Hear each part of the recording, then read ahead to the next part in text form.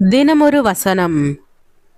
மத்தேயு 6வது அதிகாரம் 34வது வசனம்.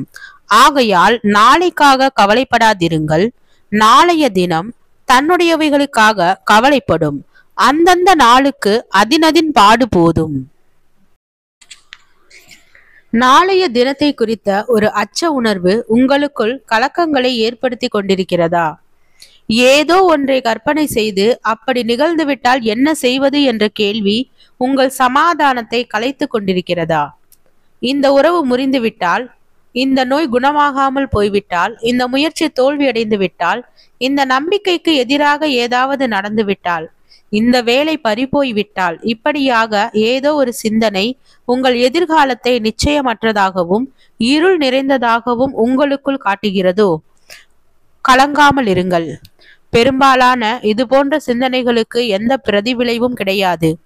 அஞ்சிய அளவிற்கு எதுவும் நடக்கவில்லை என்பதே பிறருடைய வாழ்க்கை அனுபவம். ஒருவேளை தூரத்தில் அது மலை போல தோன்றலாம், ஆனால் நடந்து கொண்டே இருந்தால் அங்கே எந்த மலையும் இல்லாமல் மறைந்து போயிருக்கும். பெரிய பர்வதமே, நீ எம்மாத்திரம்? செருபாபேலுக்கு முன்பாக நீ சம பூமியாவாய் என்றார் தேவன். ஆம், கர்த்தரோடு நம்முடைய உறவும் ஐக்கியமும் வலிமையாயிருந்தால் நம் கண்களுக்கு முன்பாக மலை போல நிற்கும் பல பிரச்சனைகளும் சோதனைகளும் உண்மையில் மலைகள் அல்ல. அவைகள் விரைவில் கலைந்து செல்லும் வெறும் மேக கூட்டங்களே. விசுவாசத்துடன் முன்னோக்கி செல்லும் போது அங்கே தேவன் அப்படி எதுவும் இராமல் சம பூமியாகி இருப்பது தெரியும். பலரை நிலைகுலைய செய்வது உண்மையில் அவர்கள் சந்திக்க நேர்ந்த பிரச்சனைகளோ சோதனைகளோ அல்ல.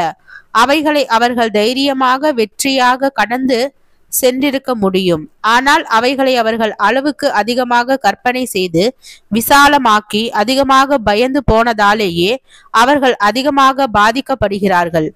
இங்கே தேவையானதெல்லாம் கர்த்தர் என்னோடு இருக்கிறார் என்ற நம்பிக்கைதான். கானானை வேவு பார்க்க சென்றவர்கள் அங்கே கண்ட சூழ்நிலைகளை பார்த்து பயந்து, அவ்வளவுதான், நாம் அழிந்து போய் விடுவோம் என அஞ்சினார்கள். ஆனால் காலேபும் யோசுவாவும் கர்த்தர் நம்மோடு இருந்தால் நாம் வெற்றியாய் அந்த சூழ்நிலையை சந்திக்கலாம் என்றனர். ஆம் கர்த்தாவே, உம்மோடு நான் இருக்கின்ற நிச்சயத்தையும் என்னோடு நீர் இருக்கின்ற நிச்சயத்தையும் எனக்கு தாரும். அப்போது எதுவும் என்னை பாழ்படுத்த முடியாது. எந்த சூழ்நிலை வந்தாலும் அங்கே என்னோடு இருந்து எனக்கு நீர் உதவி செய்வீர் என்ற நம்பிக்கையை எனக்குள் வேர்கொள்ள செய்யும் என்றே நாம் ஜெபிப்போமாக. ஜெபம். தேவனுக்கு ஸ்தோத்திரம். தேவனே, நாங்கள் எங்களுடைய வாழ்க்கையில் தேவ ஐக்கியத்தில் நிலைத்து இருப்பவராகவும் சரியான வழியில் நடப்பவர்களாகவும் வேதத்தை பின்பற்றுபவர்களாகவும் வாழ கிருபை பாராட்டும். ஆமீன்.